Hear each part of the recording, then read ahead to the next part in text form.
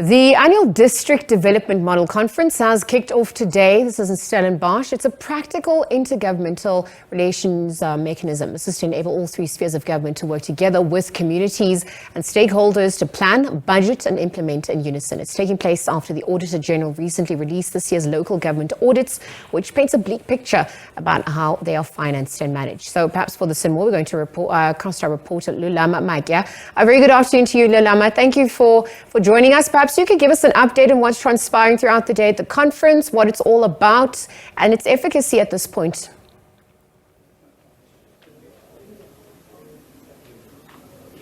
Welcome back to Cape Town at the University of Stellenbosch, where the District Development Model Conference is currently underway. Delegates from 8 metros, 44 district municipalities, as well as 205 local government municipalities in total, making about 257 of the country's local government municipalities are gathering here to discuss ways of working together from the national, district, as well as local government to deal with issues affecting local government matters. I am joined by the Minister of Cooperative Governance and Traditional Affairs, Thembi Nkadimeng. Welcome to the SABC, ma'am, and good afternoon. Good afternoon, and good afternoon to your viewers. Your speech today, when you were addressing delegates at this conference, you talk about lack of consequence management at municipalities that result in what we are seeing, the decay in services as well as lack of service delivery to people. Well, yes, I think the key message from COGTA is one, enhancement of law to ensure that there are prescripts that demands consequence management, particularly on the highest body of a municipality, which is council, because council carry a responsibility of ensuring that the budget that is assigned to council does go to areas where it is necessary as per the IDP. And if that has not happened, they carry a responsibility to ensure that consequences are part of what council determines. But secondly, consequences are not only about corruption, fraudulent, maladministration.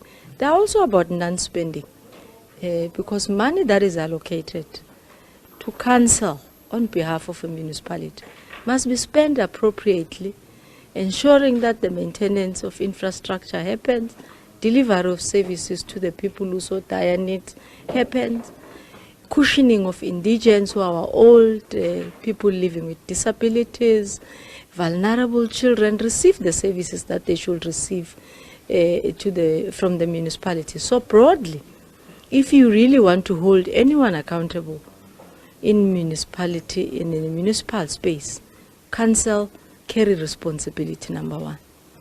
Why are we not seeing that accountability? Why, when people, when they fail to deliver or when they fail to do what is expected of them, we don't see that accountability, yet every end of the month they get their salaries? Well, we have moved the bar. I mean, there are municipalities which have been making examples about them, where even the Auditor-General have issued demand certificates to those council to ensure that if they are unable to account for the funds that have been spent, they as councillors must pay that money back into the purse of the community. I mean, in the 2 past financial years, the AG issued 9 of such certificates to different municipalities. In this past audit year, the AG issued about 22 with our support as COGTA. We manage MIG.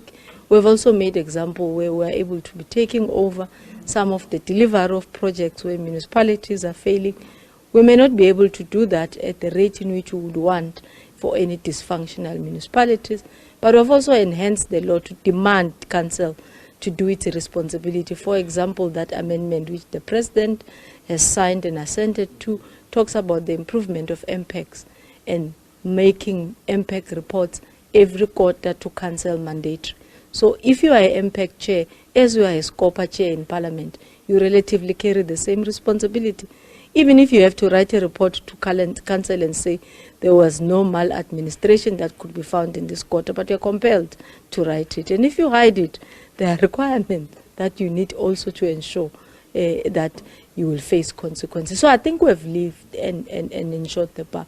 But we have also launched as a department a local government corruption forum where NPA, the Hawks, SIU sit on a quarterly basis to assess the progress but also accelerate cases. I think the area where we were still lacking, and I did mention it, and we are working with State Law Advisory to put up a system on how municipalities who are facing litigation and deliberately so are supposed to be handled. And I think that area will also come for an amendment to ensure that the AG could also be able to thoroughly interrogate the legal cases that municipalities faced for and against, to ensure that we also save that bleeding part. Talking about roping in the SABC or law enforcement agencies, some would say to be able to be satisfied that there is movement, there is something that is being done, they would like to see the culprits behind bars in orange overalls. Well, yes, but that is beyond us. Hence, you rope them in, you bring them into the municipal space. I mean, there's one municipality, for example, here in the Western Cape, which was refusing a Section 106 investigation by the MEC. And we quickly invited the police. We supported their order to come and seize property and documents of a municipality. That's what we mean.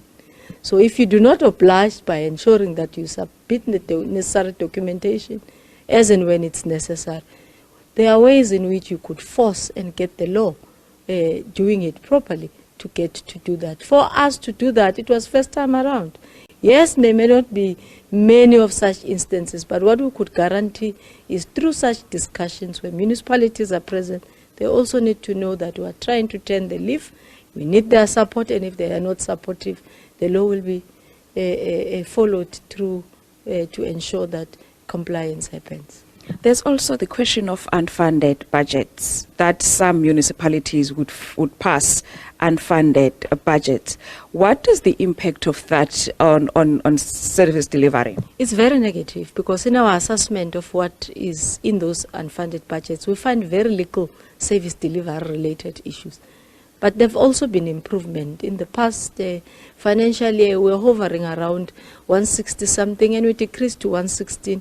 And in this budget, which started the day before yesterday, 1 July, the new financial year of municipalities, we are now at around 66, if I'm not correct, or 67 of unfunded budgets. And together with National Treasury and SALGA, we're looking into the fiscal framework review, because most of the 66 that are remaining are mostly small and rural municipalities, where the formula does not favor them. And remember, the formula of local government says you need to collect from your communities so that you could enhance your budget. So which means besides the grants, the municipality receives nothing else, which is a form of income from the communities, because they are poor, they are all indigents, which means our system then for those municipalities need to be able to treat them differently, because they are unable, like cities, metros, secondary cities, to be able to collect funds that are related. I mean, the president, for example, went to Utugela district. There are only 4 wards that are paying for rates and services. All of them are rural. He was actually in the deep rural area where there was not even network coverage, to show how remote the village is. So we need a different dispensation, and we are sitting and putting our heads together with SALGA and National Treasury to put a dispensation for those whom we understand. They can't even hire officials, for example, who are qualified to be able to remunerate them at the market-related value, because the funds that they have are grant-related and are specifically meant and ring-fenced for a particular service that they need to be able to provide to their communities.